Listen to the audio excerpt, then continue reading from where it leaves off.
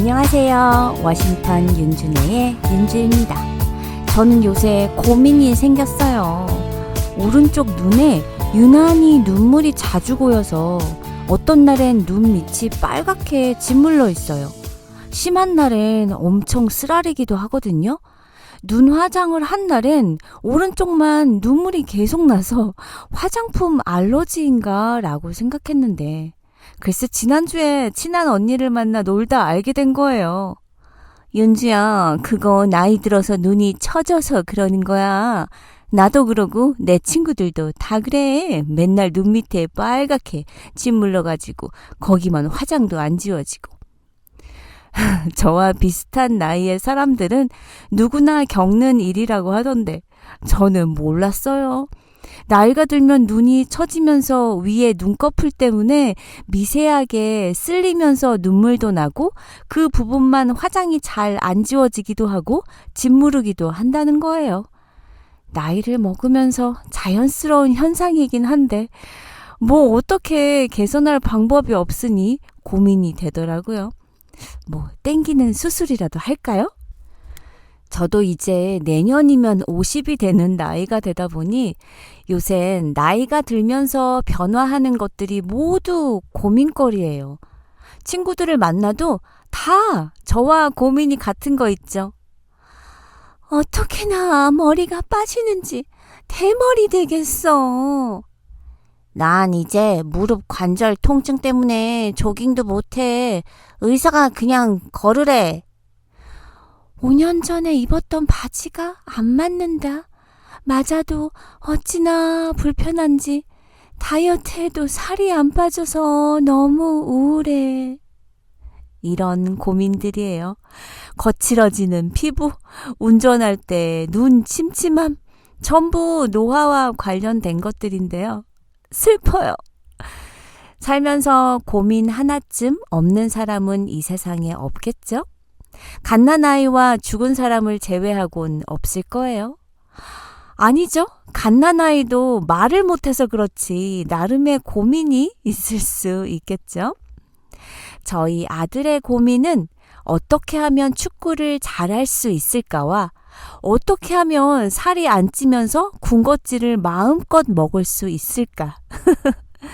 저희 부모님의 고민은 어떻게 해야 건강하게 자식들한테 폐 끼치지 않고 노후를 잘 보낼 수 있을까이시고요. 재작년에 대학에 들어간 저희 조카의 고민은 전공 과목을 바꾸고 싶다는 고민이 있고요. 저희 딸의 고민은 남자친구가 결혼하자고 프로포즈를 해서 고민입니다. 각자의 연령대에 따라 고민의 내용도 다르고 누구에게도 털어놓을 수 없는 고민일 수도 있겠고요. 또 털어놨다고 해도 해결되지 않는 고민일 수도 있을 거예요. 모든 고민은 바라는 마음에서 유래합니다. 바라는 마음은 생존욕, 수면욕, 식욕, 나태욕, 감각욕, 인정욕구 등 여러 욕구로 나뉘는데요. 때로는 욕구를 채울 수 있어 기쁘고 때로는 욕구가 이루어지지 않아 불만이죠. 그런 순환을 반복하는 것이 인생 아닌가요? 살다 보면 고민을 많이 하게 돼요. 고민한다고 고민이 해결되나요? 고민한다고 고민이 해결된다면 얼마나 좋을까요? 진짜 고민해야 할 것과 고민하지 말아야 할 것이 있는데 우리는 그것을 잘 구분하지 못하는 게 진짜 고민입니다. 사람이 무엇 때문에 고민하는지 알면 진짜 고민할 것을 구분할 수 있게 되고 고민 해결법도 자연스럽게 간결해지겠죠. 다 아시겠지만 우리가 하는 고민, 걱정거리의 40%는 절대 일어나지 않는 일들이라고요. 일어나지 않을 일을 왜 고민합니까? 예를 들어 저는 학생 때 남자친구와 데이트를 하면 주로 맛있는 맛집을 찾아다니면서 먹잖아요. 그러다 살이 좀 쪘어요. 한 5파운드? 그때 나 살쪘다고 남친이 나를 떠나면 어떡하지? 이런 쓸데없는 고민을 했었답니다. 우리가 하는 고민, 걱정의 30%는 이미 일어난 사건에 관한 것이라는 거 아시죠? 이미 엎질러진 물 어찌하지 못합니다. 학생 때 남자친구가 갑자기 집 앞에 와서 잠깐만 나와 얼굴만 보고 갈게 라고 해서 쌩얼로 나갔는데 남친의 당황하는 눈빛을 본 것 같은 느낌? 그리고 집에 와서는 밤새 고민을 했어요. 아, 쌩얼 괜히 보여줬어. 실망한 것 같던데. 이미 쌩얼은 보여줬는데 밤새 고민하면 뭐합니까? 또 우리의 고민거리의 22%는 아주 사소한 사건들이에요. 어떤 색상을 살까 고민, 내일 미장원을 갔다가 친구를 만날까 아니면 친구를 만나 미장원에 같이 갈까? 오늘 저녁에 맥주를 마실까 와인을 마실까? 정말 사소한 고민이죠. 우리의 고민, 걱정거리의 4%는 우리가 할 수 없는 일들이에요. 내가 고민을 하던 안 하던 일어날 일은 일어나고 일어나지 않을 일들은 안 일어나죠. 내 힘으로 할 수 없다면 포기하는 용기가 필요합니다. 포기를 잘하는 사람이 때로는 현명하고 지혜로워요. 진짜 고민하면서 대처해야 할 것은 나머지 4%인데요. 4%의 진짜 고민거리는 문제의 핵심을 정확하게 알고 해결책을 찾고 실행하세요. 만약 해결책이 보이지 않는다면 무시하세요. 고민을 하든 안 하든 결과가 똑같다면 딱 10분만 고민하세요. 10분을 넘는 고민은 무의미한 경우가 대부분입니다. 그러고 보면 걱정과 고민은 같은 말인지 다른 말인지 헷갈리죠? 서로 같은 것 같으면서 다른 것 같은, 비슷하면서 똑같은 것 같은 걱정과 고민. 깔끔하게 정리해 볼게요. 고민이란 한 일에 대해서 속으로 애를 태우는 것이라면 걱정이란 일어나지 않은 일로 애를 태우는 거예요. 고민이란 선택지가 많을 때 생기는 것이고 걱정이란 달리 방법이 없을 때 생기는 것이죠. 고민이란 자기 생각대로 될지 말지 애를 태우는 것이고 걱정이란 자기 뜻대로 안 될까봐 애를 태우는 거예요. 고민 중에는 좋은 것도 나쁜 것도 있지만 걱정 중에는 부정적이고 나쁜 것만 있죠. 고민을 할수록 때론 좋은 생각도 떠오르지만 걱정은 할수록 내 속만 더 타요. 어제 한국 프로 중에 고민 상담을 해주는 무엇이든 물어보살이라는 프로를 봤는데 남편이 식탐이 너무 심해서 이혼을 생각하는데 식탐으로 이혼까지 생각하는 자신이 너무 심한 건지 물어보는 고민 상담이었어요. 고민 상담해주는 예능 프로 아시죠? 상담을 해주는 두 사회자가 보살님처럼 꾸미고 일반인들이 고민 상담을 하러 그 점집을 찾아가는 거예요. 이 프로가 재미있기보다는 일상적인 고민들로 일반인들이 상담을 하러 오는데 그 고민거리가 흔히 우리들에게 일어나는 일들이라는 거예요. 배우자의 고민, 자녀의 고민, 사기당한 고민, 진로 고민, 인간관계 고민. 저도 그 고민들을 들으면서 저의 상황에 빗대어 듣다 보면 그래, 그게 정답이야 라는 생각이 들 때가 많거든요. 그러니까 내 고민이라면 결정을 못할 일도 3자의 고민이라면 객관적인 관점에서 쉽게 답이 나온다고 할까요? 중이 제 머리 못 깎는다고 하잖아요. 요즘 미디어에서 연예인들의 방송 콘텐츠는 물론이고 유튜버, 인플루언서까지 일반인들의 고민을 해결해주는 콘텐츠가 급증하는 것 같아요. 라디오에도 고민 상담 코너가 많죠. 제가 라디오 방송을 할 때도요, 고민 상담은 아니지만 청취자분들의 사연을 소개하는 코너가 있었어요. 가끔 사연 안에 고민, 푸념 이런 걸 써서 보내시면 제 생각을 함께 얘기해 드리곤 했었어요.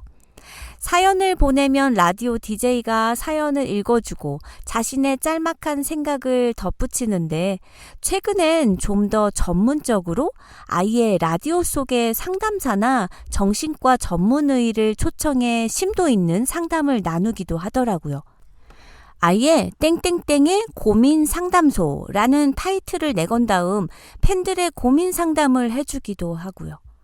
팬들이야 좋아하고 믿는 연예인이 자신의 가치관을 덧붙인 고민 상담을 해준다는 것 자체가 관심을 가질 수밖에 없겠지만 의외로 많은 사람들이 꽤 진지한 자신의 고민을 상담해요. 심지어 무엇이든 물어보살 코너에서는 얼굴을 다 밝히고 자신의 고민을 털어놓잖아요. 지금 사귀는 애인과 결혼이 망설여진다는 고민을 말하면서 얼굴을 다 드러내고 나온다니까요. 물어보살에서 고민을 해결해주는 보살님 서장훈 씨가 솔루션을 내놓을 땐 무슨 전문가이신가? 싶은 생각이 들 정도로 깊이 있는 답을 줄 때가 많아요. 어찌 옳은 소리를 그리도 잘하시는지 또 팩폭을 뻥뻥 속 시원히 잘도 날려주시거든요. 완전 사이다예요. 제가 물어보살 보면서 서장훈 씨 팬이 됐다니까요. 그렇다면 이런 고민 해결 콘텐츠가 급증하고 있는 진짜 이유는 뭘까요? 지금 우리가 살고 있는 이 시대가 고민 상담을 적극적으로 필요로 하고 있기 때문일까요? 그만큼 힘들어하는 사람들이 많다는 얘기일지도 모르죠. 그러니 주변 지인들에게 조언을 구하는 대신 현실 속에서 한 번도 마주친 적 없는 생판 모르던 남에게 고민을 말하는 거 아니겠어요? 물론 각자의 이야기가 다 다른데 어떻게 나에게 도움이 될까 싶기도 하고 또 남의 고민 얘기를 듣는 게 시간 낭비는 아닌가 싶은 생각이 들 수도 있지만 앞서 말씀드린 대로 무엇이든 물어보살을 보다 보면 그 와중에도 사람들의 고민이나 사연엔 어딘가 모르게 나의 이야기와 맥락이 겹치는 부분이 분명 존재하거든요. 아마도 이런 이유에서 고민 해결 콘텐츠가 급증하는 것이 아닌가 생각해요. 얼마 전 한 친구가 야, 너네 챗 GPT한테 고민 상담 해봤어? 라고 묻는 거예요. 본인이 최근에 인간관계에 대해 고민이 있어서 챗 GPT한테 상담을 받았는데 결과가 너무 만족스러웠다는 거예요. 난 정말 처음엔 속는 셈 치고 해본 거야. 둥글둥글 무난하게 좋은 대답만 해줄 거라고 생각했는데 웬걸 내 예상과는 달리 객관적이고 논리적인 조언을 해주는 거 있지? 기대치도 않게 많은 도움이 됐다니까? 어머 정말? 야 나한테 고민 상담해 나한테. 무슨 AI한테 고민 상담을 하냐? 그런데 주위 몇 분에게 더 물어보고 헐 이런 사람이 한둘이 아니더라고요. 챗 GPT를 디지털 상담소처럼 사용하는 사람들이 최근에 많이 늘었다고 하네요. 챗 GPT를 문장을 만들거나 편집하거나 번역, 저는 주로 프로페셔널 이메일을 써야 할 때 사용했는데 이제는 수많은 사람들이 정보 검색이나 업무 학업 보조를 위해서가 아닌 고민 상담용으로 챗 GPT를 사용하고 있다는 거예요. 아무리 기술이 빠르게 발전하는 시대라지만 저는 AI가 인간 감정에 대해 뭘 알겠어? 라는 생각을 했었는데 청취자분들은 챗 GPT에게 고민 상담 해보신 적 있으세요? 사람들은 왜 사람이 아닌 AI에게 고민 상담을 하기 시작한 걸까요? 일단 챗 GPT 상담을 이용하면 가까운 친구에게도 솔직하게 말하기 어려운 속마음을 편하게 털어놓을 수가 있어서 좋다고 해요. 사람과 대화할 때처럼 내가 이 말을 하면 상대가 나를 어떻게 생각할지, 나를 싫어하게 되는 건 아닐까? 라는 고민 상담으로 인해 인간관계의 변화 같은 걸 걱정하지 않아도 돼서 좋다고도 하고요. 내가 어떤 사람인지 평소 어떤 성격과 말투를 가지고 있는지 모르는 입장에서 해주는 객관적인 평가, 해결책 제시가 뜻밖의 큰 도움이 된다고 하기도 합니다. 하지만 챗 GPT 상담을 할 때 조심해야 하는 부분도 있어요. 온라인상이다 보니 개인정보 유출의 위험이 있고요. AI는 어디까지나 데이터를 기본 바탕으로 대답을 해주는 대상일 뿐, 심리학적 전문성을 가진 전문가는 아니라는 것도 기억하셔야 해요.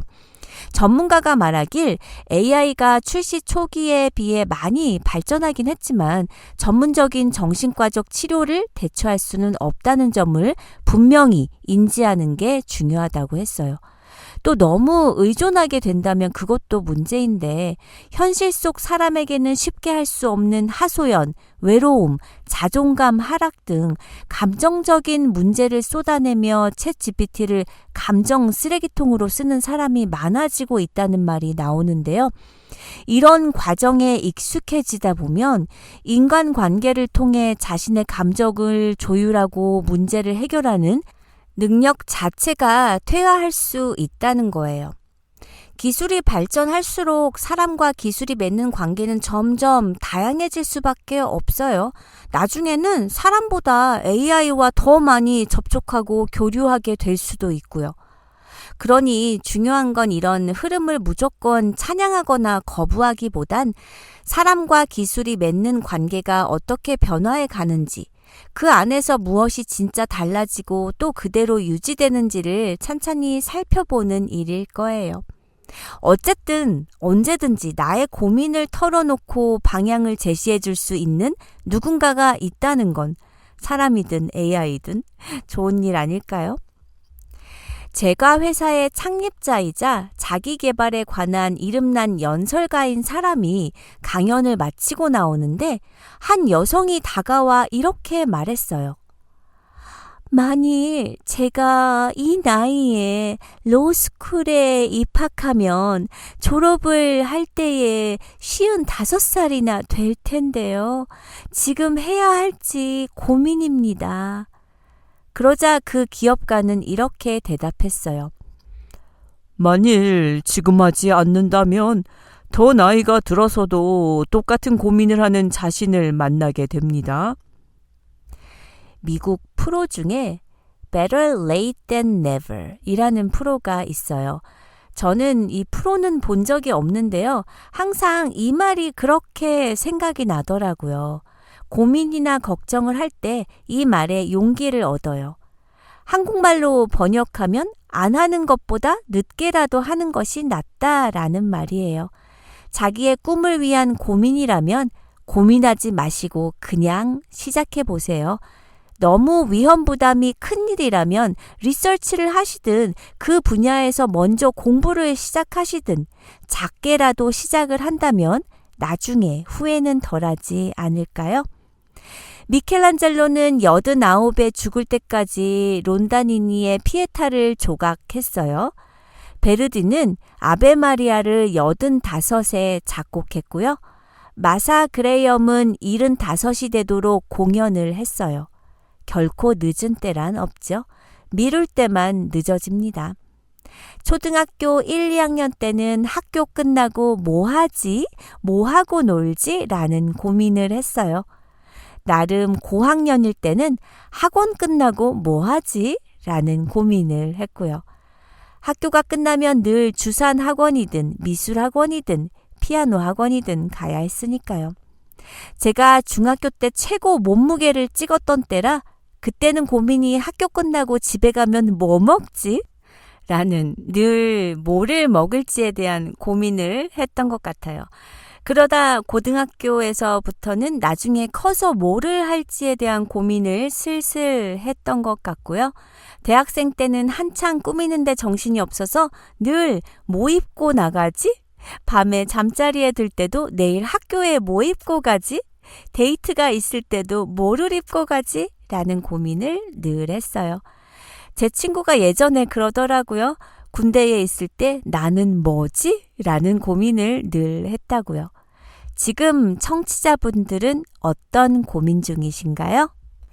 지금 하고 계시는 고민이 부디 행복한 고민이기를 바랍니다. 우리는 다음 시간에 만나요.